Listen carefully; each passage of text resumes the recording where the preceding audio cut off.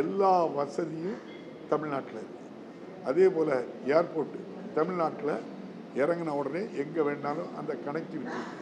அதை விட மிக முக்கியமாக சொன்னார், ஒரு பெரு நிறுவனம் வந்தால் அதுக்கு ஆன்சிலரிஸ் தயாரிக்கக்கூடிய நிறுவனங்கள், சிறு நிறுவனங்கள் வேணும். அது இந்தியாவிலே தமிழ்நாட்டில் தான் அந்த ஆன்சிலரிஸ் நிறுவனங்கள் நிறைய இருக்குது. அதனால் அந்த பொருட்களை அவங்ககிட்ட இருந்து வாங்கிக்கலாம். இதை விட மிக முக்கியமானது, தமிழ்நாட்டில் ரெகுலேட்டட் ஒர்க்கர்ஸ் இருக்கிறாங்க, தொழில் தெரிஞ்சவங்க இருக்கிறாங்க.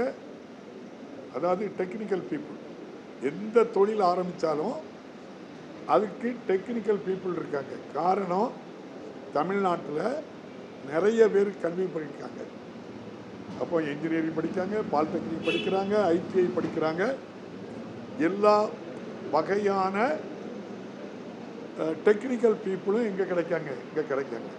இன்னும் அதுக்கு மேலே அவங்கள வச்சு தொழில் பண்ணும்போது மற்ற மாநிலங்கள் மாதிரி, அதாவது நம்முடைய மாண்புமிகு நயனா நாகேந்திரன்ட்ட சொல்லணும், மற்ற மாநிலங்கள் மாதிரி மாபியா கும்பல்கள் மிகப்பெரிய அளவில் அதுக்கு எதிர்த்து அவங்கள போய் பாதுகாப்பு இல்லாத அச்சுறுத்தல் எதுவும் கொடுக்கறதுக்கு தமிழ்நாட்டில் இல்லை.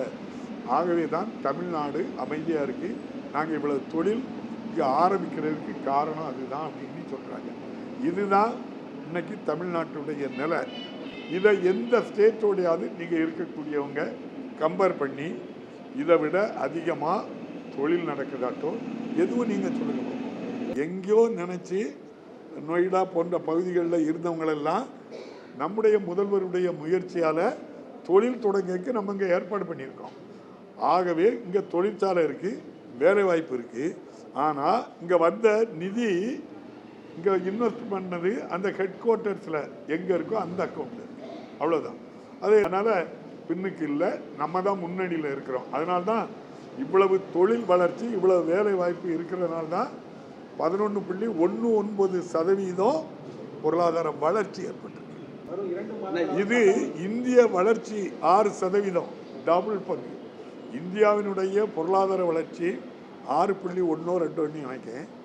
ஆனால் தமிழ்நாட்டினுடைய பொருளாதார வளர்ச்சி 11.19. இதெல்லாம் பெருமைப்படணும். நம்ம தமிழ்நாட்டில் இருக்க அரசியல் கட்சிகள் நாங்கள் வளர்ந்துருக்கோன்னு சொல்லணும். இன்றைக்கி ஒட்டுமொத்த இந்தியாவும் தமிழ்நாட்டு ஒரு மாடலாக தான் பார்க்குறாங்க. அமெரிக்காவோட தடையில்லா ஒரு ஒப்பந்தம் நம்ம கையெழுத்தாயிருக்கு. அது ரொம்ப வரையறுக்கிறதுக்கு. ஆனால் ஐரோப்பாவோடு தடையில்லா வர்த்தகம் ஒரு ஒப்பந்தம் கையெழுத்து ஆகிருக்கு. நம்முடைய மாண்புக்கு பாரத பிரதமர் அதை பெருமையாக நாங்கள் இந்த தடையில்லா ஒப்பந்தத்தை என்ன செய்திருக்கோம், நம்ம வர்த்தக ஒப்பந்தம் போட்டிருக்கோன்னு பெருமையாக சொல்கிறாங்க. நன்றி.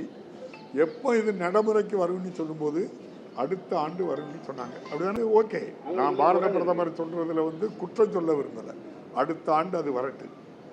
ஆனால் நம்முடைய மாண்புக்கு ஒன்றிய அமைச்சர் பியூஷ் கோயல் அவர்கள் இந்த ஆண்டே வந்துடுன்னு சொன்னாங்க. நம்முடைய மாண்புக்கு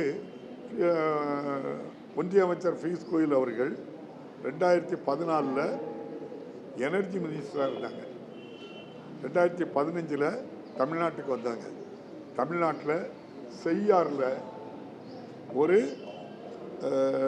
4000 மெகாவாட் மின் உற்பத்தி செய்யக்கூடிய அல்ட்ராடெக் மின் உற்பத்தி அப்படின்னு இந்தியா முழுவதும் யூபிஐ கவர்மெண்ட், காங்கிரஸ் திமுக கவர்மெண்ட் இருக்கும்போது 18 இடங்களில் அல்ட்ராடெக் அப்படிங்கிற நவீன தொழில்நுட்பத்துடன் கூடிய மின் தயாரிப்பதற்காக 18 இடத்தை சொன்னாங்க. அதில் ஒன்று எது? செய்யாறு. மாண்புமிகு கலைஞர் அவர்கள் அதுக்குள்ள இடங்களெல்லாம் எடுத்து கொடுத்தாங்க. டெண்டருக்கு வந்தாங்க ஒப்பந்தம் 2015. அப்போ தமிழ்நாடு அரசு ஒத்துழைக்கலை. அப்படி நம்முடைய மாண்புமிகு பியூஷ் கோயல் அமைச்சர் அவர்கள் வந்தாங்க. அவரோடு வந்தது அதானி நிறுவனருடைய மகன் வந்திருந்தாங்க. 3 நாள் சென்னையிலே காத்திருந்தாங்க. டெண்டர் வச்சாங்க. 4000 மெகாவாட் மின் உற்பத்திக்கு டெண்டர் வச்சாங்க. பெல் நிறுவனம் அதில் கலந்துக்கிட்டு அதை இறுதி செய்யலை. அப்போது இருந்த மாநில அரசு, நம்முடைய மாண்புமிகு அம்மையார் ஜெயலலிதா அவர்கள் அதை இறுதி செய்யலை. அது சிங்கிள் டெண்டர்னு சொல்லி அதை ரிஜெக்ட் பண்ணிட்டாங்க. அவர் அதில் சொன்னது பீஸ் கோயில் மாண்புமிகு ஒன்றிய அமைச்சர் சொன்ன கருத்து, இன்னும் 3 மாதத்தில் இதில் இருக்கக்கூடிய சிறு சிறு பிரச்சனைகள் எல்லாம் தீர்த்து மீண்டும் இந்த 4000 மெகாவாட்டுக்கு என்ன வைப்பேன், டெண்டர் வச்சு பணி ஆரம்பிப்பேன்னு சொன்னாங்க. நடந்தா? அப்போ நீங்கள் அதை எப்படி நம்புறீங்க சொல்லுங்கள்? இன்னும் எதுக்காக இந்த ஒப்பந்தம்? நான் இல்லை, பெரும் நிறுவனங்கள் மற்றவங்க தொழில் செய்கிறவங்கெல்லாம் என்ன சொல்கிறாங்கன்னா, இன்னைக்கு அமெரிக்காவோட நம்முடைய மாண்புமிகு பாரத பிரதமருடைய தொடர்புனால எந்த முன்னேற்றமும் இல்லாமல் அவங்க வரி விதித்த காரணத்தினால தொழில் ரொம்ப பாதிக்கப்பட்டிருக்கிறது தமிழ்நாட்டில். குறிப்பாக கோயம்புத்தூர் பகுதியில் ஜவுளி, ரெடிமேட் ஆடைகள் மிக அதிகமாக பாதிக்கப்பட்டிருக்கு. அதே போல் தூத்துக்குடி கடற்கரை பகுதிகளை எடுத்துக்கிட்டால் இறால் மீன் ஏற்றுமதி மிகப்பெரிய அளவில் இறால் மீன் ஏற்றுமதி பாதிக்கப்பட்டிருக்கு. வேலூர் அந்த பகுதியை எடுத்துக்கிட்டீங்கன்னா தோல் மற்றும் காலணிகள் மிகப்பெரிய அளவில் கிட்டத்தட்ட 40 முதல் 60% பாதிப்பு ஏற்பட்டிருக்கு. இதை விட நம்முடைய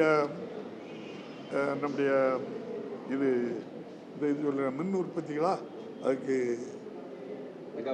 இல்லை மின் இல்லை, அது மின் அது எலக்ட்ரானிக் பொருட்கள் இந்தியாவிலிருந்து ஏற்றுமதி பண்ணல 40% தமிழ்நாடு.